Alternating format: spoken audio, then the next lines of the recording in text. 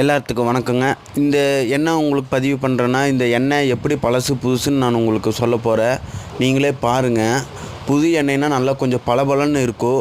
பழைய எண்ணெய்னா ரொம்ப கருப்படித்த மாதிரி இருக்கும். நீங்களே பாருங்கள் எப்படி இருக்குன்னு, எவ்வளோ கருப்பாகிடுச்சின்னு. இது 1.5 லிட்டர் ஆயில் ஊற்றி இருக்குதுங்க. சரிங்களா?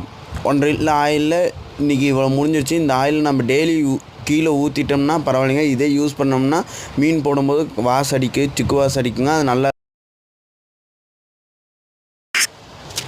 நம்ம என்ன பண்ணுறோன்னா, இந்த எண்ணெயை கீழே ஊற்றிட்டா பரவாயில்லைங்க.